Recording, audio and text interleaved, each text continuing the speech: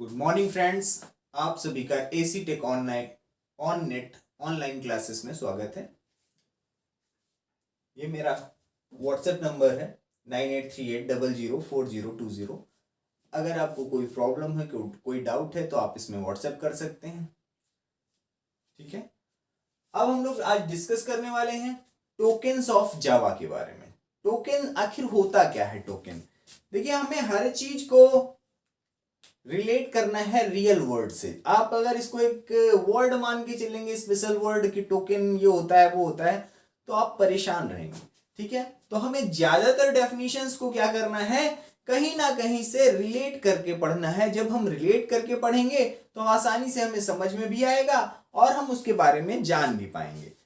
देखिए, कई सारी शॉप्स में क्या होता है, टोकन सिस्टम होता है। टोकन सिस्टम अब छोटी शॉप में ज्यादा होता है और या तो बड़ी जगहों पे होता है। जैसे आपका अगर हम बात करें किसी मॉल वगैरह की, वहां पे फूड कोर्ट वगैरह में कभी कभी टोकन सिस्टम होता है। या हम एक छोटी दुकान की भी बात करें तो वहां पर समोसा, गुजिया, इन सब के लिए अलग अलग टोकन्स होते हैं।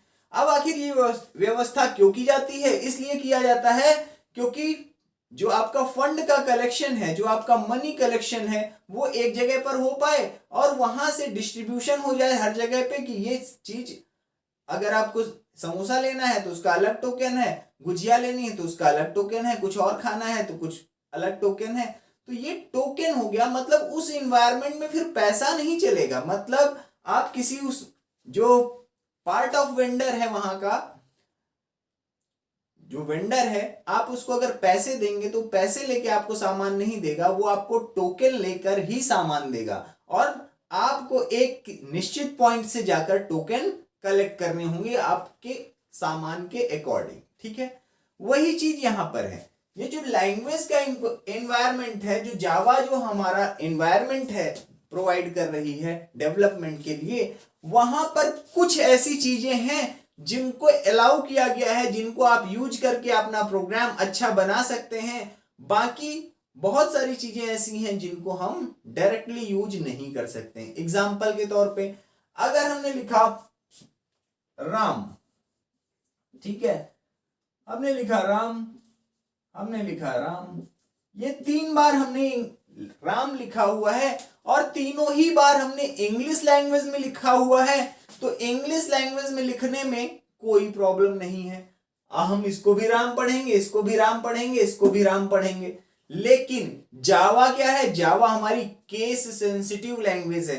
केस सेंसिटिव लैंग्वेज का मतलब क्या होता है? यहां पर अपर केस लेटर्स और लोअर केस लेटर्स को डिफरेंटली ट्रीट किया जाता है। मतलब यहां पर ये तीनों अलग अलग स्ट्रिंग कांस्टेंट हैं आपके। ये तीन के तीनों अलग अलग स्ट्रिंग कांस्टेंट हैं।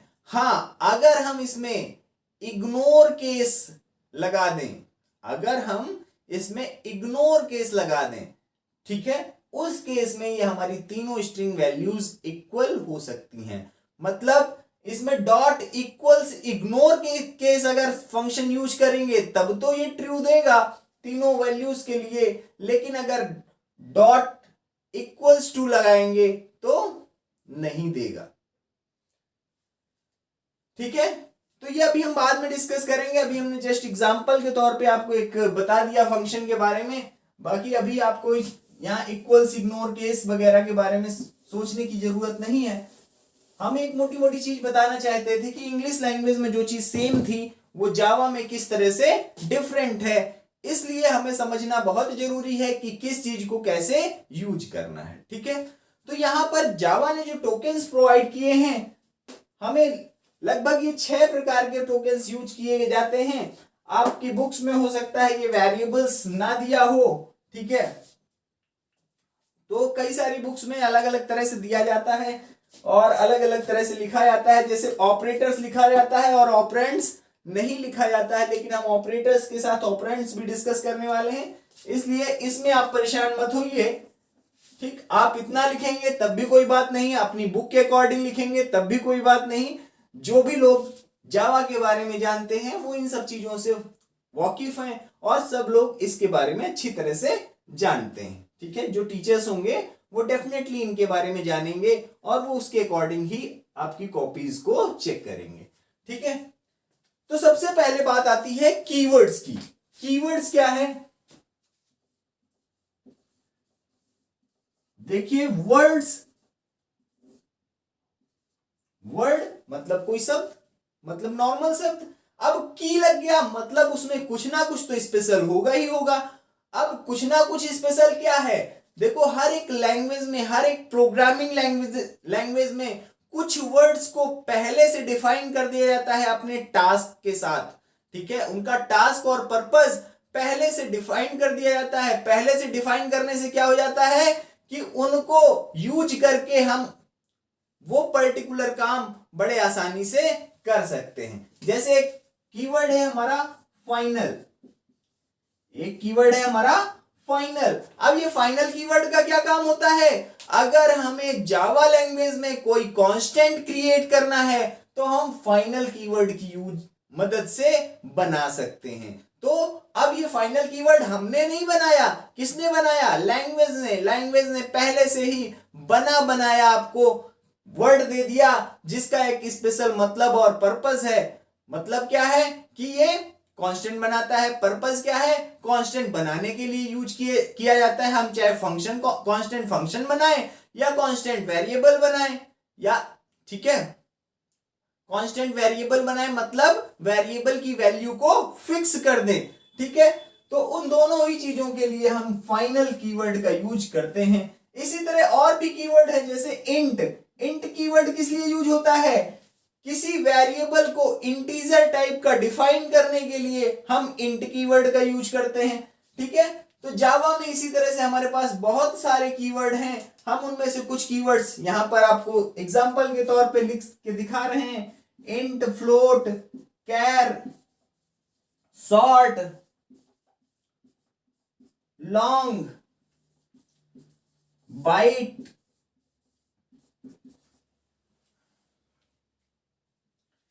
if, else, for, do, while, switch, case, go to। ठीक है, इस तरह से हमारे बहुत सारे कीवर्ड हैं जावा लैंग्वेज में, और इनका सबका मतलब कीवर्ड क्या करता है? कंपाइलर को, लैंग्वेज के कंपाइलर को स्पेशल मीनिंग कन्वे करता है। ये जिस फॉर्म में होता है उसी फॉर्म में यूज किया जाता है। मतलब स्मॉल लेटर्स में ही होते हैं अक्सर कीवर्ड, हमारे मोस्टली स्मॉल लेटर्स में ही यूज किए जाते हैं। तो हम उसका केस चेंज नहीं कर सकते। हम ये नहीं कर सकते फाइनल का एफ कैपिटल कर दें या पूरा फाइनल कैपिटल कर दें, ऐसा कोई चेंज हम उसमें नहीं कर सकते। कीवर्ड्स को कभी भी वेरिएबल, कांस्टेंट, फंक्शन के नेम के तौर पे इस्तेमाल नहीं किया जा सकता। मतलब कीवर्ड को एज एन आइडेंटिफायर कभी भी यूज नहीं कर सकते हैं। ठीक है, तो ये बात हो गई हमारी कीवर्ड की। अब हम बात करते हैं कांस्टेंट की। कांस्टेंट को देखो, आप देख भी रहे होगे, नंबर सेकंड हमारा लिखा है कांस्टेंट और ब्रैकेट में लिखा है लाइटरल्स। इसको कुछ लोग लिटरल्स भी बोलते हैं, कुछ लोग लाइटरल्स भी बोलते हैं। देखिए क्या बोलते हैं, ये हमारा पर्पस नहीं है। हम इंग्लिश पढ़ने नहीं बैठे हैं, हम बैठे हैं कंप्यूटर साइंस पढ़ने और उसमें जावा पढ़ने। तो हमें इसमें क्या काम होता है, मेनली इस पर फोकस करना है। तो हम अभी इसको बात कर रहे हैं इस कांस्टेंट की। कांस्टेंट्स आखिर होते क्या हैं? सबसे पहले वैल्यूज, आपकी जितनी भी वैल्यूज होती हैं, चाहे वो इंटीजर वैल्यू होती हो, इंटीजर वैल्यू मतलब होल नंबर्स, चाहे वो रियल वैल्यूज हो मतलब नंबर विद फ्रैक्शनल पार्ट, ये सारे के साथ, चाहे वो स्ट्रिंग हो, चाहे वो नल हो, नल मतलब खाली एकदम ब्लैंक, तो यहां पर जावा एक नल कांस्टेंट को भी सपोर्ट करता है। ठीक है, बुलियन लाइटरल्स, बुलियन लाइटरल्स जैसे ट्रू और फॉल्स को बुलियन लाइटरल्स बोला जाता है। अभी इसके क्लासिफिकेशन के बारे में हम नेक्स्ट टॉपिक पे डिस्कस करेंगे, मतलब नेक्स्ट वीडियो में डिस्कस करेंगे। ठीक है, यहां पर हम बात कर रहे हैं कि जितनी भी वैल्यूज हैं, जितनी भी वैल्यूज में आपकी इंटीजर वैल्यूज आ गई, रियल वैल्यूज आ गई, ठीक है, बुलियन वैल्यूज आ गई, स्ट्रिंग वैल्यूज आ गई, सारी की सारी आपकी कांस्टेंट्स या लाइटरल्स के अंतर्गत आती हैं, इसी के अंदर आती हैं। ठीक है, इसके अलावा हम लोग यहां पर सिंबॉलिक कांस्टेंट भी बना सकते हैं। सिंबॉलिक कांस्टेंट मतलब क्या हुआ, मतलब ये हुआ जैसे अगर हम मैथमेटिक्स की बात करें तो वहां पर 5 को क्या बोला जाएगा, 5 को बोला जाएगा कांस्टेंट, लेकिन वहां पर ए को क्या बोला जाएगा, ए को वहां पर वेरिएबल बोला जाएगा। हम अगर मैथमेटिक्स की बात करें तो ए बी एक्स वाई इन सबको वेरिएबल ही बोला जाएगा, कांस्टेंट नहीं बोला जाएगा। लेकिन जावा में ऐसा नहीं है, या किसी भी प्रोग्रामिंग लैंग्वेज में ऐसा नहीं है। यहां पर ए बी एक्स और वाई हमारे कांस्टेंट भी हो सकते हैं। कैसे हो सकते हैं, अगर हम उसको फाइनल कीवर्ड के साथ डिक्लेयर करते हुए हम उसमें कोई वैल्यू प्रोवाइड कर देते हैं तो वो वैल्यू उसके लिए फिक्स हो जाती है उस पर्टिकुलर प्रोग्राम में हमारा वो जो सिंबॉलिक कांस्टेंट होता है। मतलब जैसे हमने लिखा final int A equal to 10, तो ये स्टेटमेंट अगर हमारा किसी प्रोग्राम में लिखा गया है तो उस पूरे प्रोग्राम के एग्जीक्यूशन के बीच में ए की वैल्यू चेंज नहीं हो सकती है, ए की वैल्यू 10 ही रहेगी, ठीक है, उस पर्टिकुलर ब्लॉक में। इसलिए अब ए हमारा क्या हुआ, देखिए मैथमेटिक्स के अकॉर्डिंग ये ए हमारा क्या था, वेरिएबल, लेकिन यहां पर हमारा ए किस तरह से डिफाइन है, कांस्टेंट के तौर पे डिफाइन है, ठीक है। तो इस तरह से हम यहां पर इनको कांस्टेंट भी बना सकते हैं, ठीक। तो ये बात हो गई हमारी कांस्टेंट की। तो हम कह सकते हैं ऐसी मेमोरी लोकेशन, देखो पहली चीज तो सारी की सारी वैल्यूज आपकी कांस्टेंट के अंदर आ गई, ठीक है। उसके बाद के लिए ये डेफिनेशन है कि ऐसी मेमोरी लोकेशंस जो पूरे प्रोग्राम के एग्जीक्यूशन के बीच में अपनी वैल्यूज को चेंज नहीं कर सकती हैं, उनको हम क्या बोलेंगे, कांस्टेंट बोलेंगे। तो ए हमारा ऐसी ही मेमोरी लोकेशन को डिनोट करने वाला एक आइडेंटिफायर है, ठीक है। अब हम लोग बात करते हैं वेरिएबल्स की, ठीक है। तो फिर से वही चीज, ऐसी मेमोरी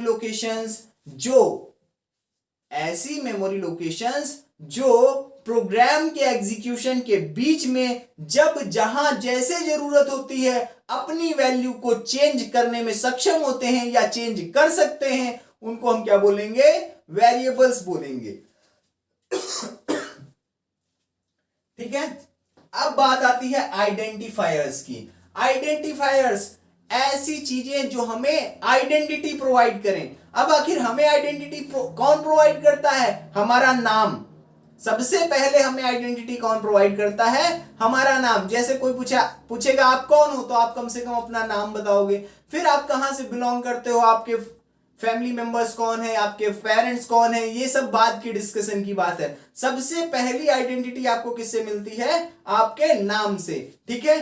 तो variable, constant, function, classes, object, ठीक है, इन सब को के जो नाम होते हैं, फिर से सुनिए, variable, constant, function, class, object, इन सब के जो नाम होते हैं उनसे उनकी पहचान होती है, और इन नामों को ही हम क्या बोलते हैं, आइडेंटिफायर्स बोलते हैं, ठीक है। इन नामों को आइडेंटिफायर्स बोलते हैं। अब आइडेंटिफायर के बारे में कुछ चीजें हम जान ले। आइडेंटिफायर के बारे में कुछ चीजें क्या हो सकती हैं, सबसे पहली चीज कि कोई भी keyword as an identifier use नहीं किया जा सकता है। दूसरी चीज, आइडेंटिफायर में हम कोई भी अल्फाबेट यूज कर सकते हैं, मतलब ए से लेकर जेड तक कोई भी अल्फाबेट यूज कर सकते हैं, स्मॉल लेटर में भी यूज कर सकते हैं और कैपिटल लेटर में भी यूज कर सकते हैं। लेकिन सिंबल्स केवल 2 अलाउड हैं, कौन कौन से, एक अंडरस्कोर और डॉलर। तो आइडेंटिफायर में कौन कौन क्या क्या चीजें यूज हो सकती हैं, आइडेंटिफायर कैन कंटेन, क्या क्या हो सकता है, पहली चीज अल्फाबेट्स आपके ए से लेके जेड तक कोई भी अल्फाबेट हो सकता है, ए से लेकर जेड तक कोई भी अल्फाबेट चाहे कैपिटल ए की बात करें चाहे स्मॉल ए की बात करें, ठीक है। ये डैश हटा देते हैं, आप कंफ्यूज मत होइए कि डैश भी इंक्लूड होता है। फिर न्यूमरल्स मतलब नंबर्स, 0 से लेकर 9 तक कोई भी नंबर यूज कर सकते हैं। सिंबल्स केवल 2 यूज कर सकते हैं, 2 के अलावा कोई तीसरा सिंबल नहीं। पहला अंडरस्कोर है और दूसरा है आपका डॉलर साइन। इसके अलावा कोई भी तीसरा सिंबल यूज नहीं कर सकते हैं हम आइडेंटिफायर में, मतलब किसी भी वेरिएबल, कांस्टेंट, फंक्शन वगैरह की नेमिंग में हम कभी भी कोई तीसरा सिंबल नहीं यूज कर सकते हैं, केवल अंडरस्कोर और डॉलर सिंबल ही अलाउड है। अब सबसे इंपॉर्टेंट चीज, आइडेंटिफायर का जो नाम है कभी भी नंबर से नहीं स्टार्ट हो सकता। मतलब A0 तो हमारा वेरिएबल हो सकता है, लेकिन 0A कभी हमारा वेरिएबल नहीं हो सकता है, 1A कभी हमारा वेरिएबल नहीं हो सकता है, ठीक है। ये चीजें गलत हैं, हम इनको ऊपर से काट दें, नहीं तो आप उसको x समझने लगोगे, ठीक है। ठीक, A1 A2 A3 या A3B, इसमें भी कोई समस्या नहीं कि बीच में आपने न्यूमरल डाल दिया, इसमें भी कोई प्रॉब्लम नहीं। प्रॉब्लम किसमें है, आपने 3AB लिख दिया, ये प्रॉब्लम है, ये गलत है, ये सही है, ठीक है। A0 सही है, ठीक। तो इस तरह से हमारे ये नेमिंग रूल्स हैं, आइडेंटिफायर के रूल्स हैं। मतलब रूल्स वो होते हैं जिनको हमें मानना ही मानना है, कन्वेंशंस वो होते हैं जिनको मानो तो बेहतर रहेगा और नहीं मानो तो कोई बहुत बड़ी समस्या नहीं होने वाली है, ठीक है। तो अभी हम रूल्स की बात कर रहे हैं, आइडेंटिफायर्स की बात खत्म हो गई। अब हम बात करते हैं ऑपरेटर्स की। ऑपरेटर्स आखिर क्या होते हैं, तो इस ऑपरेटर्स के बारे में सुनिए ध्यान से। ऐसे वर्ड या सिंबल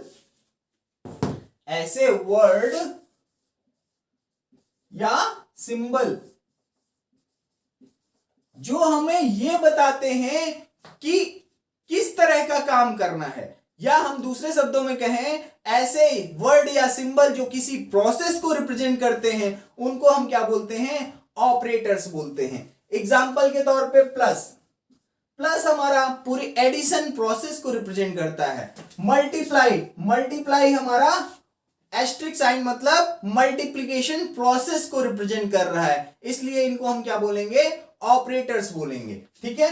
अब अगर एक एग्जांपल लेके हम लोग समझते हैं,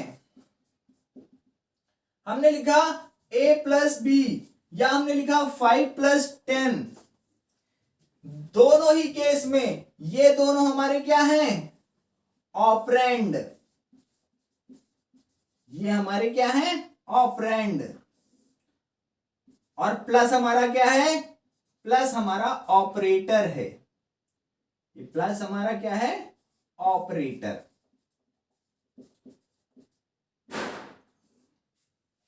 ठीक है। क्यों, क्योंकि प्लस हमारा एडिशन प्रोसेस को रिप्रेजेंट कर रहा है, ठीक है।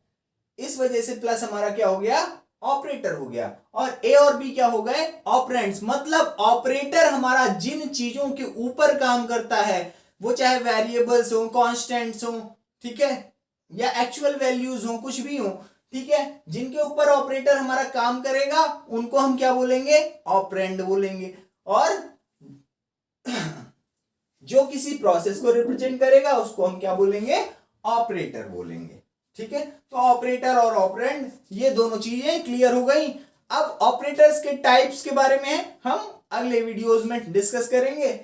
आगे बात आती है पंक्चुएटर्स। पंक्चुएटर्स क्या होता है, देखिए हमारे पास कुछ ऐसे सिंबल्स होते हैं, कुछ ऐसे पंक्चुएशन मार्क्स होते हैं, ठीक है, जो चीजों को एज अ पंक्चुएटर यूज किए जाते हैं, उनको हम पंक्चुएटर्स बोलते हैं, ठीक है। जैसे हमारा है पैरेंथेसिस ए, ये ब्रैकेट हो गया स्मॉल वाला, ब्रेसेस हो गए हमारे, ठीक है। तो ये हमारे सेमीकोलन हो गया, तो ये सब हमारे पंक्चुएशन मार्क्स हैं। कॉमा हो गया, तो इनको हम पंक्चुएटर्स में रखते हैं, ठीक है। तो इस तरह से ये टॉपिक हमारा कंप्लीट हुआ। धन्यवाद। नेक्स्ट वीडियो में हम इन्हीं को डिटेल में अलग अलग डिस्कस करने की कोशिश करेंगे। धन्यवाद।